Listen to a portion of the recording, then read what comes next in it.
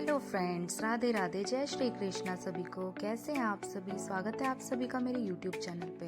और आज मैं आपको अपने ब्लॉग में दिखाने वाली हूँ अपने कान्हा जी का मॉर्निंग रूटीन। तो मैं कान्हा जी को सबसे पहले ऐसे जगाती हूँ, फिर उनको सबसे पहले गुनगुना पानी पिलाती हूँ।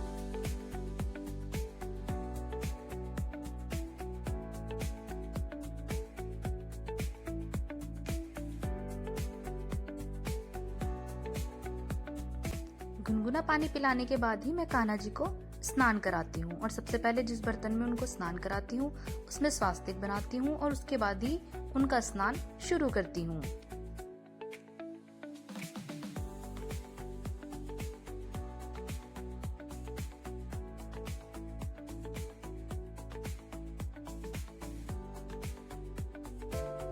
और फिर मैं पंचामृत से कान्हा जी को स्नान कराने की तैयारी शुरू कर देती हूँ।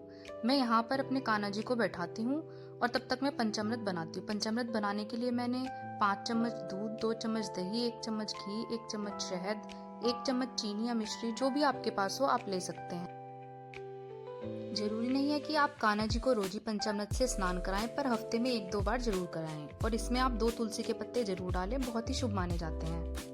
अब मैं धीरे धीरे कान्हा जी को पंचामृत से स्नान कराती जाऊंगी और धीरे धीरे कान्हा जी के पूरे शरीर पर इस पंचामृत का लेप करते चले जाएंगे। आप चाहें तो ओम नमो भगवते वासुदेवाय का उच्चारण भी कर सकते हैं। मैं धीरे धीरे ऐसे कान्हा जी को अच्छे से इसका लेप करती रहूंगी और बहुत ही अच्छे तरीके से कान्हा जी का स्नान कराती चली जाऊंगी। इसके बाद मैं गंगा जल से कान्हा जी का स्नान कराऊंगी। उसके बाद ही शुद्ध जल से कान्हा जी को स्नान कराती हूँ। ये देखिए, अब मैं क्या करूंगी कि गंगा जल को लूंगी और गंगा जल से कान्हा जी का स्नान कराऊंगी। आप चाहें तो जब तक भगवान जी को कोई भी प्यारा सा भजन सुना सकते हैं या फिर ओम श्री कृष्णाय नमः मंत्र का उच्चारण भी कर सकते हैं। अब गर्मियाँ आ चुकी हैं और कान्हा जी को ऐसे ही नॉर्मल जल में स्नान कराएं और कान्हा जी को ठंडी ठंडी चीजों का ही भोग लगाएं। अब मैं एक बार साफ पानी से कान्हा जी को अच्छे से स्नान करा दूंगी। मैं तो गर्मियों में ऐसे ही कान्हा जी को आराम से स्नान कराती हूँ और बहुत ही अच्छे से उनके खाने पीने का गर्मियों में विशेष ध्यान रखती हूँ। जैसे गन्ने का रस या नींबू पानी, ऐसी ठंडी चीजें मैं उनको खिलाती पिलाती रहती हूँ। उसके बाद मैं सॉफ्ट से टॉवल से उनको अच्छे से सुखा दूंगी, पोंछ दूंगी और उसके बाद ही मैं उनको वस्त्र पहनाती हूँ, उनकी ड्रेस पहनाती हूँ। पहले मैं अच्छे से उनको सुखा देती हूँ।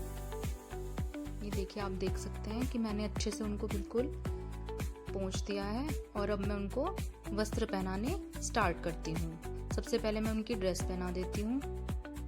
और गर्मियों में ना ये कॉटन की ड्रेसेस आती हैं, मैं ज्यादातर लड्डू गोपाल जी को यही पहनाती हूँ। अभी तो इतनी गर्मी स्टार्ट नहीं हुई है, पर अब कुछ दिन से हो रही है, लेकिन मैं सारी गर्मियों में कान्हा जी को कॉटन की ड्रेसेस ही पहनाती हूँ।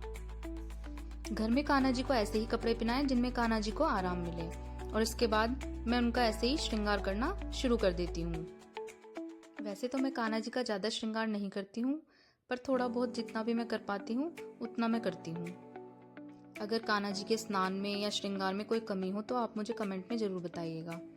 ये मैं कान्हा जी को माला पहना देती हूँ और उसके बाद इनको बाल और मुकुट भी लगा दूंगी। कान्हा जी को स्नान कराने के बाद, पूरा तैयार करने के बाद जो उनकी छवि निकल के आती है ना, वो सच में इतनी मनमोहक होती है, बहुत ज्यादा।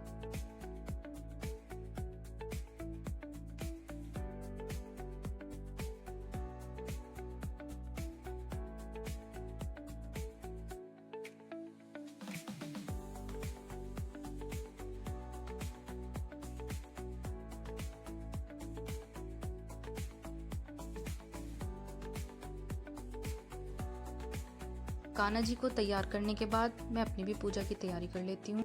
अब मैं दिया जला के और कान्हा जी की आरती कर लेती हूँ। सुबह के काम इतने हो जाते हैं कि मैं बता ही नहीं सकती, लेकिन पूजा करने के बाद मन को एक अलग ही खुशी मिलती है।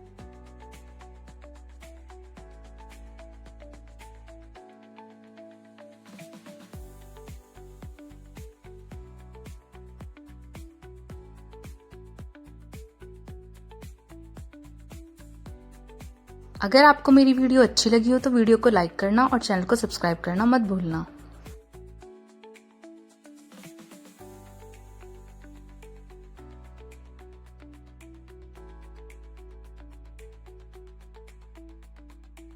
पूजा और आरती आरती करने के बाद मैं कान्हा जी को सुबह दूध और कोई भी फ्रूट होता है उसका भोग लगाती हूँ। उसके बाद ही खाने का भोग लगाती हूँ।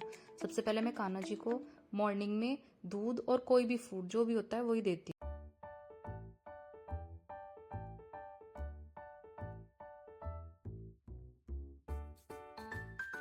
उसके बाद मैं भी अपनी मॉर्निंग की टी ले लेती हूँ। मिलते हैं नेक्स्ट व्लॉग में। राधे राधे सभी को।